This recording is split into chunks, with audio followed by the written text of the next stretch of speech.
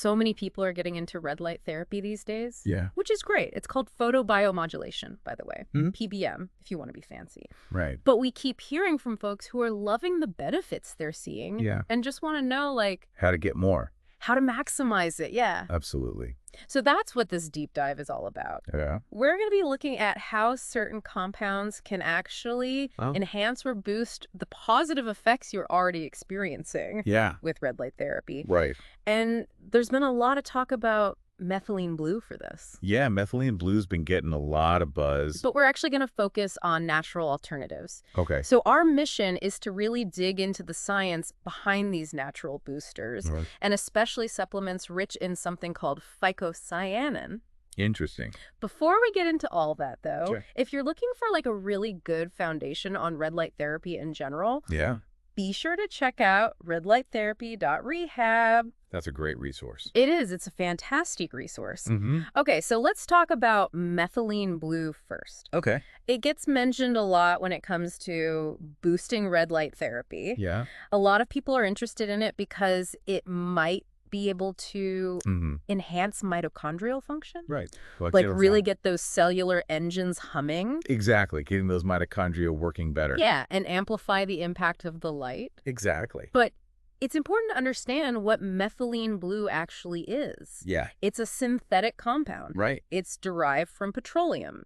It's a coal tar derivative. Oh, wow. It's not exactly natural. Yeah. It was first synthesized in 1876. Yeah. So it's been around for a while. Yeah. But that synthetic origin makes some people hesitant. I can understand that. Especially folks who want more natural ways to support their health. Right. So here's something that kind of caught my eye. Okay. There was this report from a study in forensic science, medicine, and pathology, looking at autopsies where methylene blue had been administered. Cool. And they noticed something pretty striking. What's that? There was a blue-green discoloration of organs. Oh, wow. Including the brain and heart. The brain? Yeah, the brain, the heart.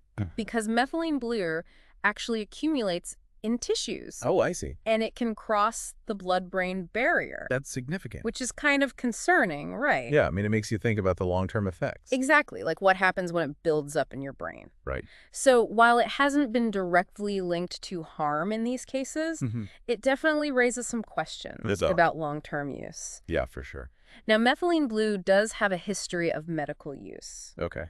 It's been used to treat malaria, a condition called methemoglobinemia, even as an antiseptic. Interesting. And there's been some experimental work with it for cognitive enhancement. So like a nootropic. Yeah, like a nootropic.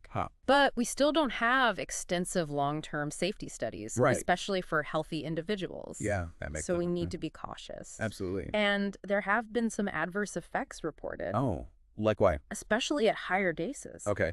Things like serotonin syndrome. Serotonin syndrome, wow. Which can be really serious. Yeah. Especially if you're on medications that affect serotonin levels. Right. That's a dangerous combination. There was a case report about this in the Journal of Neurology, Neurosurgery, and Psychiatry.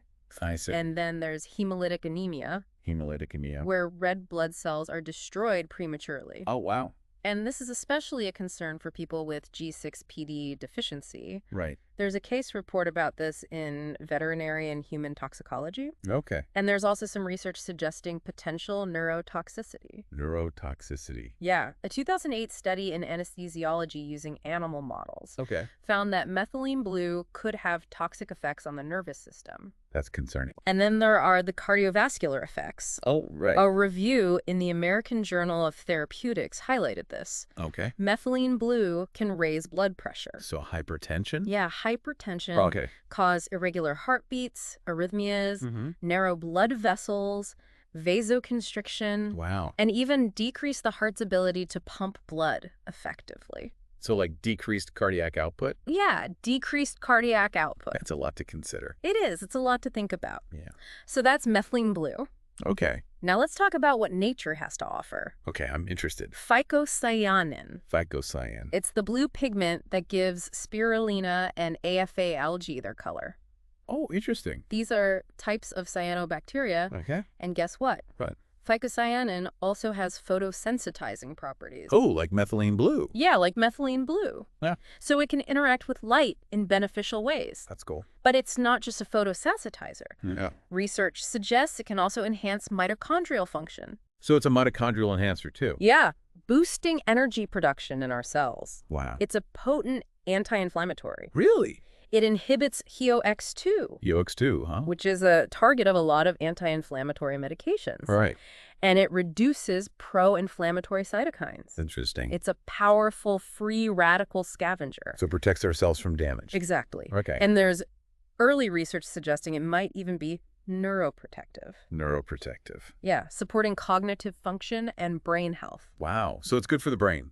It seems that way. Yeah. And here's where it gets really interesting. Okay. There's research showing that red light itself can increase phycocyanin production Oh, wow. and fluorescence in spirulina cultures. So red light makes spirulina produce more phycocyanin. That's what the research suggests. Ah, that's amazing. This was a study published in Bioprocess Biocyst Eng in January 2021. Okay.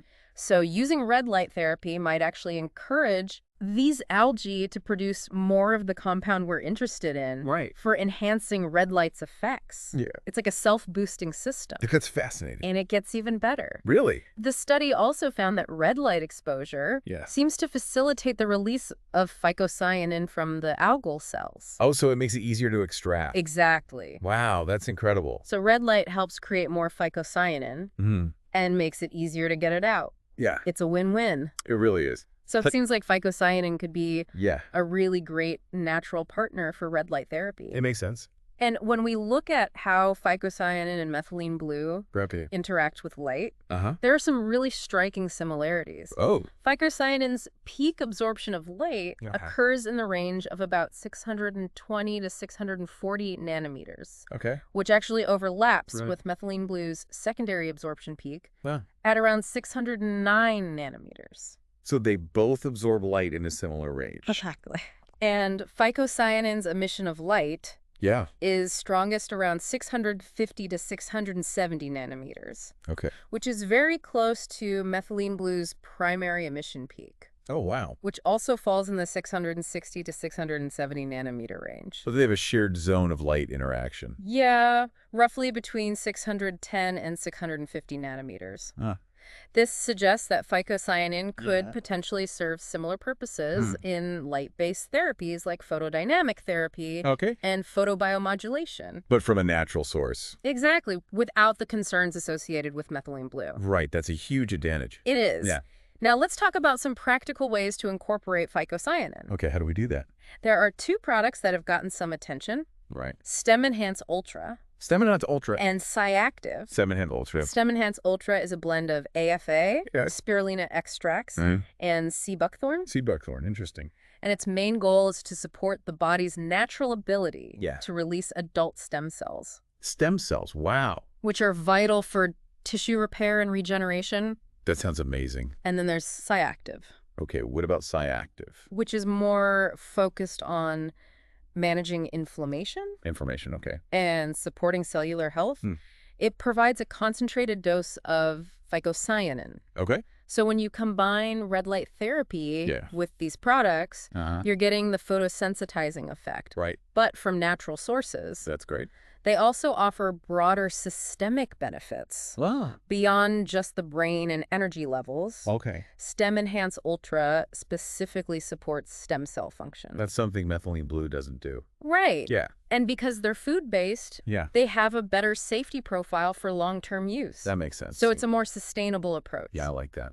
Now, have you heard any anecdotal reports from people who've combined red light therapy with methylene blue or phycocyanin supplements? I have, yeah. What have you heard? So some people who've used methylene blue with red light therapy have reported increased mental clarity and focus. That's interesting. And then those who've used phycocyanin supplements, like StemEnhance Ultra and Cyactiv with red light therapy, have reported things like improved skin appearance, faster recovery after exercise, and a more stable mood. So it sounds like people are seeing benefits. They are, with both approaches. Yeah. You mentioned you've tried both yourself. I have, yeah. What was your experience? Well, with Methylene Blue, I definitely noticed a boost in creative output. Oh, wow. But it was pretty intense. Okay. Like a real spike in energy and focus. Huh. But with StemEnhance Ultra and Cyactiv, it was more gradual feeling, more holistic sense of well-being. I see. It felt smoother and more sustainable. That's really interesting. Yeah, I prefer that approach. Okay, so let's talk about safety. Specifically comparing Phycocyanin and Methylene Blue. Right. Phycocyanin is a natural and biocompatible alternative with a really good safety profile. Yeah. Humans have likely been consuming algae, right, which contain phycocyanin for millions of years. That's part of their diet. Exactly. That's a long history. It is. Yeah. Compared to coal tar derivatives like Methylene Blue. Right, which have only been around for a few hundred years. Exactly. Yeah. So that long history suggests a high degree of inherent safety. It does. And phycocyanin has even been approved by the FDA as a food colorant. Oh, wow. In the European Union, it's known as E18. Huh, I didn't know that. And if we look at the oral LD50, which is a measure of acute toxicity for phycocyanin, it's greater than 5,000 milligrams per kilogram of body weight. Okay. Which indicates very low acute oral toxicity. That's good. Yeah, it's very safe. Now, the oral LD50 for Methylene Blue in rats and mice is around 11,180 milligrams per kilogram. Okay. And for intravenous administration, it's even lower, around 44 milligrams per kilogram. So that's much more toxic. Yeah, based on those figures, phycocyanin appears to be more than 4 times safer. Wow, that's a big difference. It is. Yeah. So to sum it all up, while Methylene Blue does have some potential to enhance red light therapy, natural alternatives like phycocyanin offer a really compelling option. They do? They have a potentially safer profile, right, and they come with additional benefits that can support overall health. Absolutely. It seems like there's a natural synergy between phycocyanin and red light therapy. They work well together. They both interact with light and support cellular function. In complementary ways. Exactly. Yeah. So it's worth considering these food-based regenerative alternatives for maximizing the benefits of red light therapy and for supporting well-being in a natural way. I agree. And if you want to learn more about red light therapy in general, red light therapy, Rehab is a great resource. It is. It's a fantastic resource. And if you're interested in learning more about StemEnhance Ultra and Cyactiv and how to get hold of them, you can find more information at redlighttherapy.rehab. Perfect. So this has been a really illuminating deep dive. And it leaves us with this final thought. Okay. Could the key to unlocking the full potential of light therapy lie not in synthetic solutions, but in the wisdom of nature's own vibrant pigments? That's a great question. It is. It's something to think about. Yeah. Thanks for joining us. Thanks for having me.